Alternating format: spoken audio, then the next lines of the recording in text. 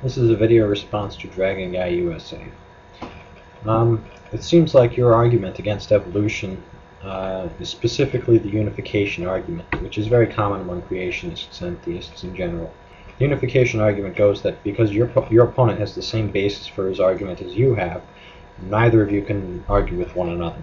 And it's not really a way of countering your opponent's argument so much as it is a way of avoiding the argument altogether. You also mentioned that the complexity argument, the argument from complexity, that because the universe is so complicated and because it has so many things in it, that only God could have created it. And the final piece of your argument stems mostly from an ignorance about what science and what evolution are all about.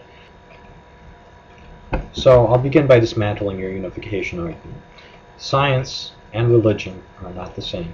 They're based on different ideas, they're designed to answer different questions, and neither of them necessarily interfere with one another. It's only when you take your religion and try to use it to explain reality that a contradiction develops.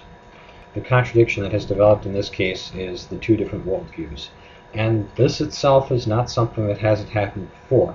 In fact, for about 200 years after we discovered that the Earth was not the center of the universe, people continued to believe that it was, not on a scientific basis but on a religious one. And it wasn't until Galileo came along that people started reconsidering their ideas.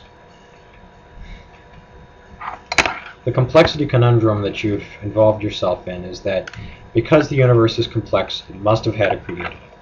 Well, God, if he exists, would be extremely complicated, and if your argument were to continue to hold, then it would be necessary for God to also have a creator. If you're willing to make an exception for God, then you must also make an exception for the universe. The third and final part of your argument stems from an ignorance about how science works. Science seeks the best interpretation of the evidence. It doesn't matter what this interpretation is or what it involves. It could involve God. If God were to write his name on the moon, then perhaps the best scientific explanation for the existence of God's name on the moon would be the existence of God. However, in most cases, the existence of God simply isn't necessary to explain the evidence, and one of those cases is evolution.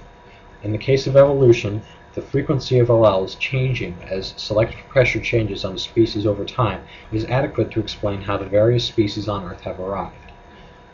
If it were not the case that evolution did a good job of explaining these things, then the only other alternative would be that there is another theory out there which does a better job, but is not accepted by scientists at large, and one can only wonder at the reasons for this being the case. Why would scientists reject creationism if they knew it was a more valid theory? And the only possible explanation is a scientific conspiracy that covers pretty much the entire planet. And the improbability of a scientific conspiracy is made all the more clear when you consider three facts. First of all, most scientists are not atheists. Most scientists are religious. The second part is that science thrives on controversy. It's built on the notion that every scientist can publish in any journal he wants, any article he wants, as long as that article has basis and backing and is relevant. Now I can assure you that if a scientist ever wrote an article that supported creationism, which was scientific and had scientific basis, that he could get it published in any scientific journal that he wanted. The relevance would be unquestionable. If his science was good.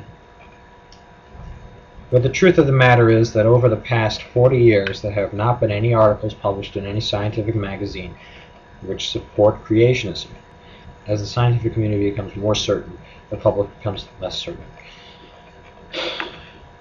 You also respond to what you call fundamentalism among scientists in the general YouTube community. The reason might be that the entire world is deluded and that you're the only one who has the truth. The reason might also be that the world knows what it's talking about and you're the one who's deluded. You need to be able to consider both points of view as being potentially valid. It would seem to me that you've had no trouble considering the possibility that the entire scientific community is in on a massive conspiracy to support a theory that has no evidence and is founded on fabrication. Why not make the additional stretch that perhaps you are misinterpreting the Bible and that the scientists who have built the basis for the society in which you live are also right about the linchpin of modern biology?